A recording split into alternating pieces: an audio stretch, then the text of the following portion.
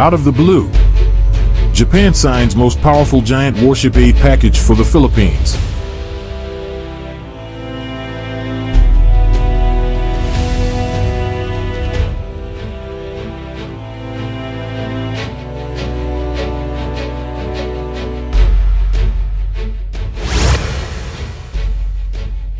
The leaders of Japan and the Philippines signed a military aid package on Friday and pledged to begin negotiations on a defense pact as both countries encounter rising tensions with China.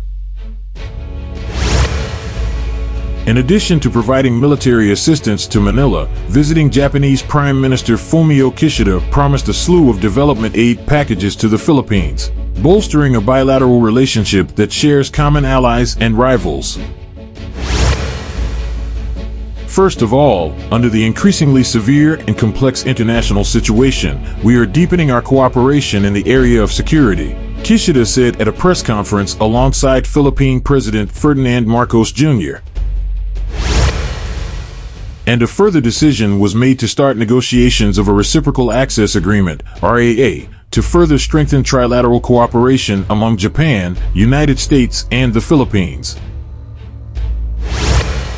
The RAA is a defense agreement that Japan has pursued with a handful of countries, such as the United Kingdom and Australia, serving as a framework for the country's military and security operations and training with other nations.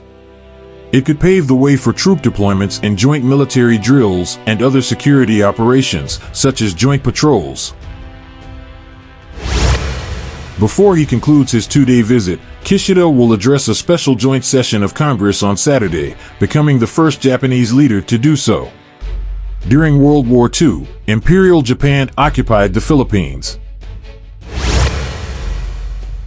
After landing in Manila on Friday, Kishida began his visit by laying a wreath on the tomb of José Rizal, the Filipino national hero known for his activism against Spanish colonial rule.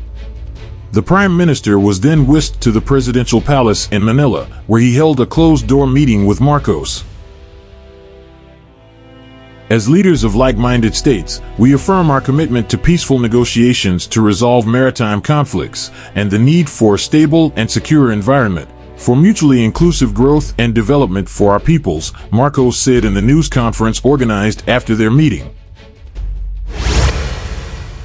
The Philippine Department of National Defense will receive a grant of 600 million yen, US $4.02 million, to purchase coastal radars as the first project under Japan's newly launched Official Security Assistance, OSA, funds, the leaders said. Japan will also provide aid grants worth US $6 million to purchase trucks, bulldozers, and other heavy equipment to repair transport networks and infrastructure damaged by natural disasters in Bangsamoro, an autonomous region predominantly inhabited by Muslims and marked by conflicts between militants and the Filipino military. The Filipino president also noted Japan's financing of the ongoing Metro Manila subway and the North-South commuter railway projects, estimated to cost billions of dollars. Kishida's visit followed Marcos's trip to Tokyo in February. From Manila, the Japanese leader will travel on to Malaysia on Saturday for an official visit.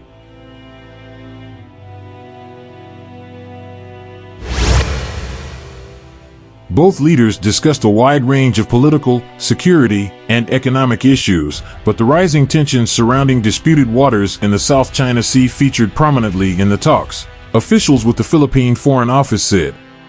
In a joint statement, both leaders reaffirmed their support for a rules-based approach to resolving competing claims in maritime areas and their commitment to freedom of navigation and overflight in the East and South China Seas.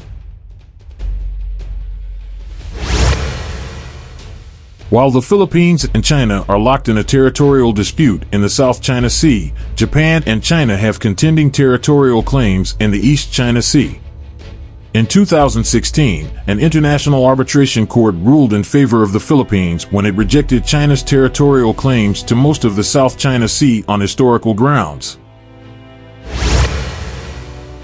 In recent months, China and the Philippines have engaged in increasingly tense rhetoric as both countries assert their claims over the contested waters amid standoffs at sea between Chinese and Filipino coast guards and other vessels.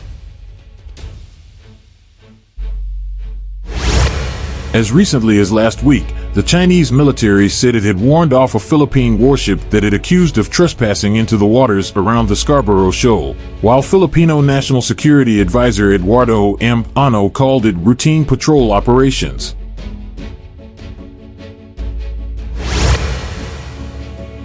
His development signals a significant deepening of security ties between Japan and the Philippines, underpinned by shared concerns over China's increasing assertiveness in contested maritime regions. The agreements reached include military aid, a framework for enhanced military cooperation, and critical infrastructure development, reflecting a strategic partnership that extends beyond security. Military aid and security cooperation.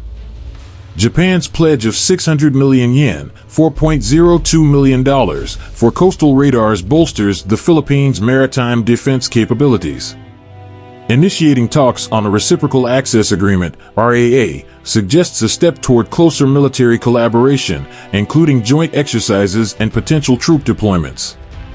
Strategic implications.